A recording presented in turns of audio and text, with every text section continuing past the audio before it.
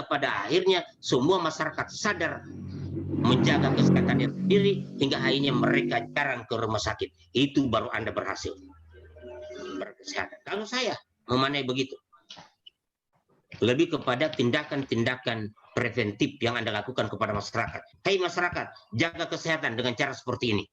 Hei masyarakat, jaga kesehatan dengan cara seperti ini. Minum ini, makan ini, obat-obat seperti itu. Tanam ini untuk obat ini. Kalau itu yang Anda lakukan hingga pada akhirnya kurang orang ke puskes untuk mencari tindakan kuratif di sana, itu Anda baru bilang berhasil. Bukan berhasil, orang datang banyak, Anda obati juga. Kan sudah ada obatnya juga. Orang datang sakit kepala, suster, saya sakit kepala. Oh iya, sudah ada obat. Ya, memang ada obatnya. Tapi saya, mohon maaf ya, karena saya tahu Anda semua ini, mohon maaf kalau saya bicara seperti itu. Keberhasilan Anda menurut saya ditentukan oleh semakin berkurangnya yang datang ke puskes. Berarti tindakan apa itu? Tindakan-tindakan preventif. Preventif. Bukan yang kuratif ya. Kan bukan pengobatan. Ini dengan adanya corona ini kan banyak orang mulai belajar tentang kesehatan. Jangan minum es lagi, lebih banyak minum air hangat. Jangan ini, tidur cepat. Nah, tidur cepat itu sebetulnya ajaran agama itu. Rasulullah itu tidak banyak bicara setelah habis sholat Isya. Tidak banyak bicara artinya cepat tidur. Itu Rasul seperti itu. Dan Rasul itu kalau sholat pada awal waktu sholat. Nah, kalau jam 7 lewat sedikit sudah Isya, dia langsung Isya, habis itu dia tidur, berarti setengah 8, paling lambat jam 8 dia sudah tidur.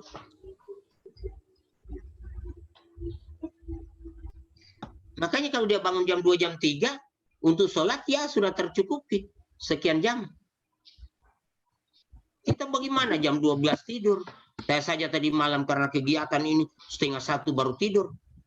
Jam 3 bangun, 5:30 langsung bimbingan. Tidak istirahat. Sampai sekarang cuma istirahat sholat lohor tadi, langsung berhadapan dengan Anda. Itu pun dikasih ingat. Pas baru saya mau buka, satu-satu tidak ada suara. Aduh, saya bilang berat ini kasus ini. Kenapa ketemu dengan... Nah, itu. Sudah capek baru ketemu dengan orang yang cuma tahu dengar, tidak ada interaksi. Saya anggap apa ini hidup kalau bagian. Ternyata Anda orang hebat. Gitu kan? Gitu. Jadi, oke lanjut. Dedi. Ya. Baik Pak, terima kasih. Nasionalisme adalah pemahaman mengenai nilai-nilai kebangsaan.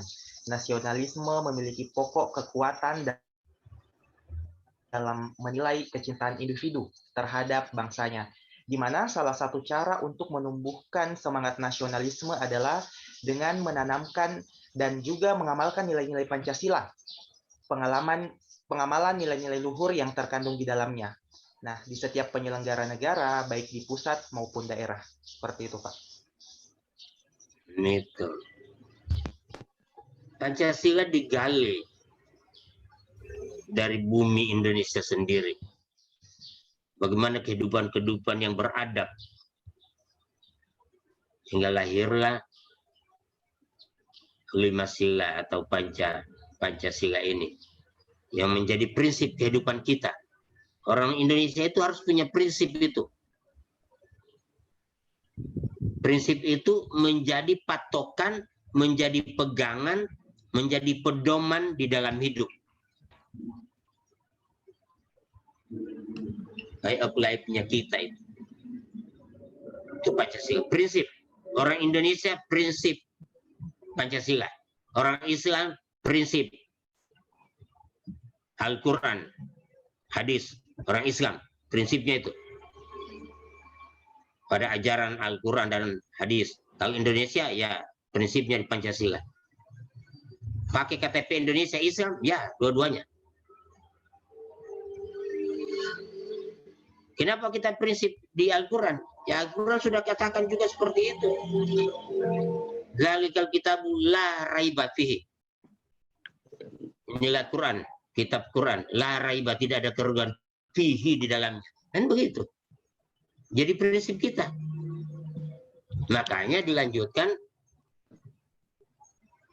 hudal lil muttaqin, petunjuk bagi orang-orang yang bertakwa, Jadi kalau orang bertakwa silakan. Yang tidak bertakwa bukan, dia memang bukan Quran dia punya pegangan.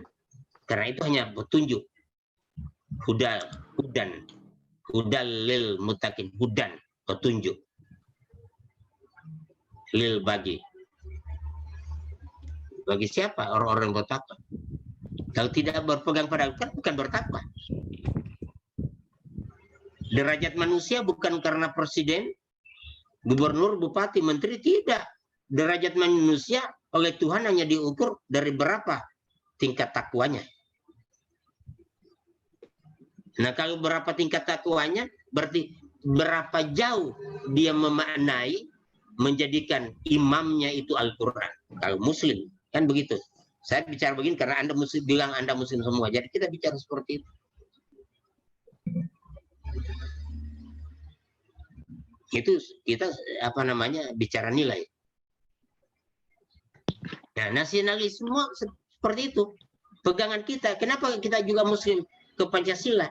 Karena itu ada ketuhanan yang Maha Esa.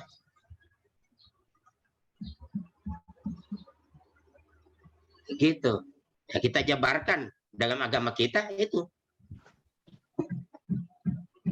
Pegangan kita ke Al-Quran dan Al-Hadis. Begitu ya teman-teman sekalian ya. Jadi orang Islam itu harus menjadi orang yang terdepan, yang menjadi motivator dia, menjadi dinamisator, menjadi pelopor, menjadi katalisator di dalam mewujudkan Indonesia yang lebih baik ke depan. Harusnya orang Islam di depan. Pemersatu bangsa harusnya orang Islam di depan. Gitu. Jadi pegawai yang betul-betul mengamalkan nilai-nilai dasar ASN harusnya orang Islam. Karena semua nilai-nilai itu cocok relevan dengan ajaran-ajaran agama. Harusnya seperti itu. Nah itu ya, ada di sekalian.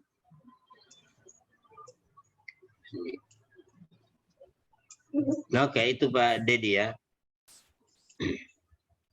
Jadi saya langsung saja ini ya materi kita tadi. Lalu kita kembali di sini. Nah ini kan, ini materi kita. Untuk akuntabilitas, peserta akan mampu mengaktualisasikan nilai-nilai dasar akuntabilitas dalam melaksanakan. Mana nilai-nilai dasarnya? Ada berapa itu nilai-nilai dasar? Akuntabilitas banyak. Tanggung jawab ada di dalamnya. Ya, bagaimana kita mengaktualisasikan? Apa lagi? Integritas. Ya. Lagi. Tanggung jawab. Kepemimpinan, transparansi, keadilan, kebersamaan, Adil. kejelasan, konsistensi, Kejujuran. Ya, itu nilai-nilai akuntabilitas. Kejujuran. Walaupun jujur itu ada juga di etika publik. Harus Anda bedakan, tapi nanti itu. Tanggung jawab, ada di anti korupsi, ada itu. Jujur, ada di anti korupsi juga, tapi harus kita bedakan. Untuk bisa membedakan, lihatlah indikator-indikatornya. Seperti itu. Nah, nasionalisme ini, nilai-nilai Pancasila yang ada di dalamnya. Oke. Saya lihat Anda sudah cukup memahami ini. Nah, kembali di sini. Bagaimana target? Target pencapaian pembelajaran agenda 2. Anda harus tahu dulu Anda sudah belajar di MOC ini selama berapa hari? 2 minggu sekian. 16 hari. 16 hari, Pak. 16 hari. Berarti 2 minggu 2 hari. Belajar tentang teori untuk dipraktekkan. Tapi untuk bisa mempraktekkan itu harus Anda juga sadar, mau melakukan. Ada semangat melakukan, ada gairah, ada motivasi untuk melakukan. Nah, bagaimana supaya kita termotivasi? Yakin bahwa ketika kita melakukan, mengaktualisasikan nilai-nilai itu, satu, bagian daripada terima kasih kita kepada Tuhan. Satu. Anda diterima jadi pegawai, lalu Anda bilang Anda yang hebat. Anda lalu bilang, oh, saya karena saya hebat sampai saya lulus di pegawai. Belum tentu. Coba lihat, Anda punya teman SD dulu, Anda punya teman SMP, SMA, kuliah dulu. Kalau tuh, iya. Mungkin ada yang lebih hebat, tapi sekarang dia belum PNS. Berarti bukan karena Anda hebat. Mesti ada yang lebih hebat, tapi dia tidak jadi PNS. Atau mungkin apa-apalah. Yang jelas, kalau menurut saya, Anda jadi PNS karena Tuhan. Karena Tuhan yang. Jadi wujud terima kasih kita kepada Tuhan, wujud apa namanya?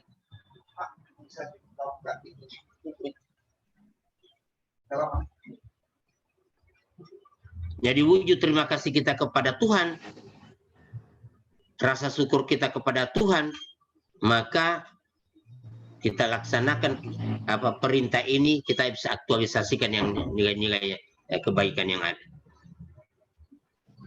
Yang pertama, yang kedua, Anda berhasil bukan karena Anda juga. Anda tidak tahu ada di balik keberhasilan Anda itu ada orang tua. Mungkin yang mendoakan Anda supaya Anda menjadi orang yang hebat. Terima kasih Anda kepada orang tua, bakti Anda kepada orang tua, jadilah Anda pegawai yang baik. Betapa malunya orang tua ketika Anda itu menjadi orang tahanan karena melakukan hal-hal yang tidak baik, korup dan lain sebagainya. Malu orang tua. Mampukah kita membalas budi orang tua? Tidak mampu. Caranya bagaimana supaya budi orang tua terbalaskan? Kasih senang hatinya dengan menjadi baik kita di hadapan masyarakat. Ketika dia dengar dengan telinganya secara langsung bahwa anaknya itu adalah dipuji-puji, dipuja oleh masyarakat, maka kebahagiaan orang tua di situ terwujud hanya karena Anda. Cuma dengar suara, cuma dengar Anda punya berita. Waduh, hebat. Siapa itu si ini? Ternyata dia pikir, oh, saya punya anak yang dibilang-bilang itu. Betapa bahagianya. Tapi coba kalau kita balik. Ibu belum pernah dengar ada istilah ya Donggala tertangkap tadi malam, ditangkap. Kenapa? Oh, sabu-sabu dia. Siapa si ini? Saya punya anak. Betapa malunya. Biar Anda kasih uang tiap bulan, tapi malunya orang tua tidak tertutupi dengan itu. Nah, agar Anda terhindar dari yang tidak baik dan menjadi baik, implementasikan nilai-nilai yang ada. Aktualisasikan nilai-nilai. Habituasikan nilai-nilai itu. Supaya Anda menjadi yang baik. Begitu. Jadi adik sekalian ya, saya ini supaya kasihan kamu punya orang tua menjadi orang yang hebat. Menjadi senang. Jadi sekali lagi ya, pelajari itu apa namanya nilai-nilai akuntabilitas dengan nilai-nilai nasionalisme. Untuk lebih mendalami, baca indikator-indikatornya lagi ya. Ya, Pak. Itu. Baca indikator-indikator.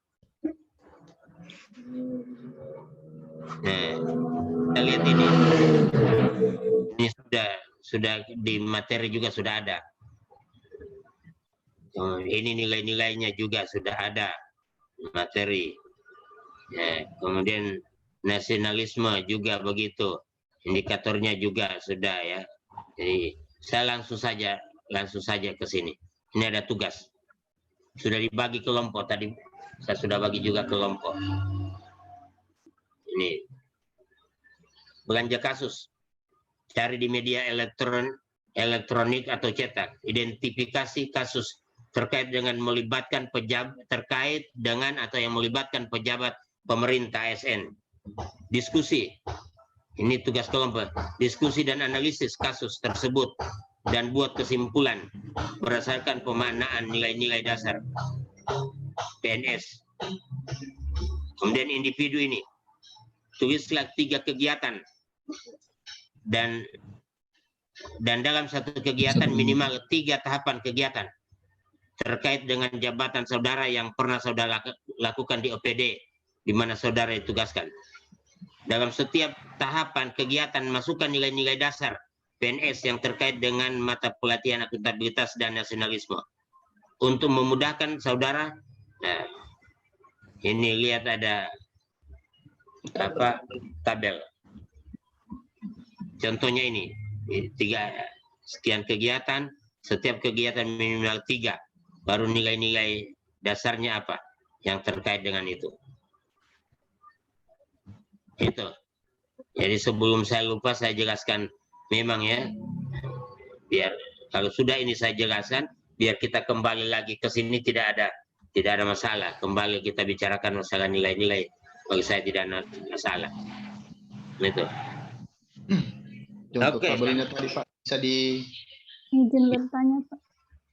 Bagaimana? contoh tabelnya tadi Pak bisa ditampilkan lagi Pak, mau di foto atau Ada di Ada, ini. Kak. Ada, Kak. Ada di ada di PWC, Iya, oh iya ya. kolabnya kita. ada. Saya sudah kirim ke situ. Sudah, Oh iya ya. Izin Terus bertanya, Vivi, Pak. apa Ya. Untuk pengumpulan tugasnya batas waktunya. Ya, secepatnya paling bagus. Jangan juga terlalu lama. Biasanya cuma berapa hari ya? 3 hari lah paling bagus. Kalau hari ini hari apa ini? 3, Pak. 3 hari, Pak, ya. Hari Selasa, Pak. Selasa. Besok libur, Pak. Mau lebaran. Besok libur. Libur kan bukan berarti Bisa lebaran. Bisa lebaran. Besok kan Lebaran boleh, Pak. bisa belanja kasus. Oke, lebaran tidak. Oke. Berarti hari Jumat. Oke lah. Sabtu. Pak. Sabtu masuk. Oh iya, siap, Pak. Terima kasih, Pak. Terima kasih, Pak. Iya, Pak. Soalnya mau pulang ke Guamas, Pak. Siapa yang pulang ke Ogamas? Saya, Pak, kemarin, Pak. Mau Tidak pulang ke ditutup Tolai. jalan ke Ogamas, tidak. Tidak, Pak. Dalam satu wilayah, Pak. Palu, Sigi, Donggala, sama Parigi, Pak. Alhamdulillah masih bisa. Oh, masih itu ya. Iya, Pak. Ini, saya kira ditutup Palu, Sigi, Donggala. Alhamdulillah masih bisa, Pak. Oh, kalau saya tidak masalah. Saya cuma putar-putar di sekitaran rumah. Biar ditutup antar kecamatan juga tidak apa-apa. Saya masih itu ya. Jadi teman-teman sekalian, ya saya berharap ya, harap supaya Anda jadilah yang terbaik. Jadilah pegawai yang menyenangkan orang tua, seperti itu. Jadilah pegawai yang membanggakan orang tua. Jadilah pegawai yang bikin bangga kita punya pasangan kalau ada pasangan, kalau sudah. Jadilah pegawai yang bisa membanggakan anak-anak ke depan. Iya, jangan anak-anak menjadi malu karena kita. Tapi ketika anak-anak bangga menceritakan bahwa kalau papa saya, mama saya dulu, pokoknya kalau sudah jam kantor, dia berangkat. Coba kalau dia bangga cerita tentang itu, kan berarti hebat Anda. Mama saya itu atau papa saya itu, kalau ada tamu, dia layani dengan baik. Nah itu kan ada yang membanggakan. Sadar atau tidak sadar bahwa kehidupan kita ini tercatat dengan sendirinya oleh orang-orang. Baik dan tidak baik selalu dicatat. Atau istilahnya kita punya jejak ini terbaca. Setiap perjalanan langkah gerak kita ini, jejak kita terbaca oleh orang. Yang saya inginkan, tinggalkan jejak-jejak yang bisa berkesan baik. Jangan meninggalkan jejak yang membuat kita menjadi tidak baik. Anda ambil paku, kemudian Anda paku itu papan atau balak, itulah mungkin hal yang tidak baik dilakukan. Lalu supaya Anda bertobat, cabut itu paku, tapi yakin bekas paku tetap ada. Artinya kalau memang bisa, janganlah berbuat hal yang tidak baik satu kali pun. Kalau toh bisa, kalau memang terlanjur mau diapa. Tapi kalau boleh jangan. Karena walaupun Anda cabut itu paku, Anda sudah minta maaf, tetap ada bekas paku. Lebih baik kalian jangan berani kamu paku itu barang. Jangan berani kamu nodai itu itu barang. Jangan kamu paku itu barang. Karena pasti ada dia punya bekas. Itu ya, adik-adik sekalian. Nah, tempat kita di pegawai ini, kalau kita baik, maka baik yang kita terima. Tapi kalau kita tidak baik, itu menjadi bahan perguncingan banyak orang. Kita enak-enak tidur, pada orang di luar bicarakan kita. Weh, itu suster. Itu bidan. Siapa yang kasih ini? Saya semua mau melahirkan. Melahirkan di mana? Di puskesmasan. Aduh, hati-hati. Ada berapa bidan? Kalau di sana itu bidan yang ada punya ciri-ciri yang jangan kami mau kalau dia yang tangani. Coba. Artinya Anda tidak sadar, dorong bicarakan begitu. Tapi coba kau nih, coba cari bidan yang begini, cari suster yang begini. Baik sekali dia. Kalau boleh kasih tahu sama kepala puskes, yang merawat saya adalah si ini. Kalau boleh. Coba, kalau orang bilang begitu, baru orang bilang begitu Anda sudah dapat pahala. Belum Anda laksanakan sudah dapat pahala karena dibicarakan yang baik-baik. Jadi adik-adik sekalian ya, barangkali itu yang bisa saya sampaikan. Saya mohon maaf ya, kalau ada yang kurang berkenan. Ya, yang kurang berkenan, saya manusia biasa, tapi saya pun bisa memperbaiki sesuatu ketika memang saya lihat memungkinkan untuk diperbaiki. Terima kasih, Pak. Ya. Terima kasih. Kami juga mohon maaf tadi, Pak. Ya Pak, kami mohon maaf Pak. Kalau itu sudah tanpa Anda minta maaf, saya sudah maafkan. Karena saya mencari pahala. Terima kasih banyak, Pak. Mencari pahala. Cuma agak kesal saya. Pertama,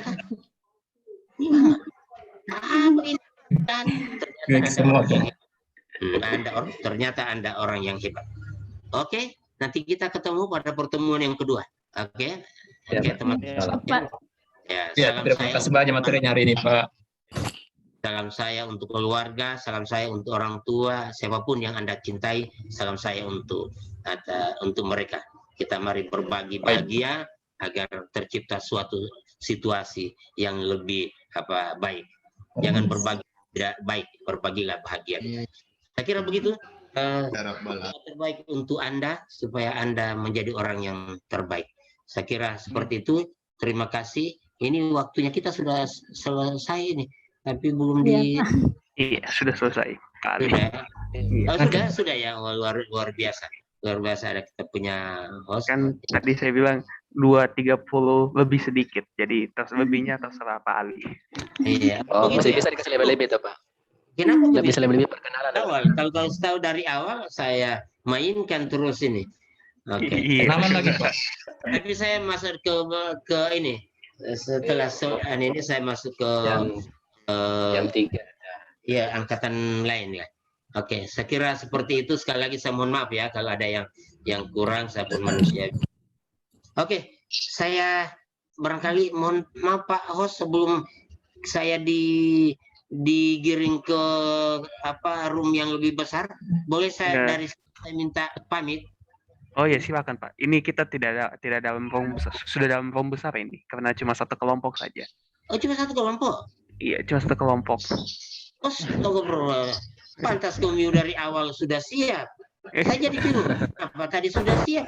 Makanya saya menunggu start jam 3 jam 1 karena saya pikir kita di kelompok yang ini. Makanya Wali sudah bisa mulai, jangan belum jam 1. Kenapa? Iya. Saya ingin start sama-sama dengan kelompok yang lain. Itu maksud saya tidak mau curi start. Kalau Iya. saya tahu malah sebelum jam 1 saya sudah masuk. Iya. Nah, oke, lain kali host kasih tahu kalau Oh, kita siap, coba, Pak. Siap. supaya kita lebih leluasa gunakan waktu. Oke, saya kira seperti itu. Saya sekali lagi mohon pamit, izinkan saya untuk bisa melaksanakan tugas di tempat lain. Saya kira seperti itu. Terima kasih teman-teman sekalian. Bismillah, saya minta pamit. Bismillahirrahmanirrahim. Saya pamit dulu. Terima kasih. Iya, teman-teman, sebelum kita akhiri, mungkin Ibu Haryati bisa memimpin doa. Sebelum kita mengakhiri pembelajaran hari ini, marilah kita berdoa menurut keyakinan kita masing-masing. Doa dimulai.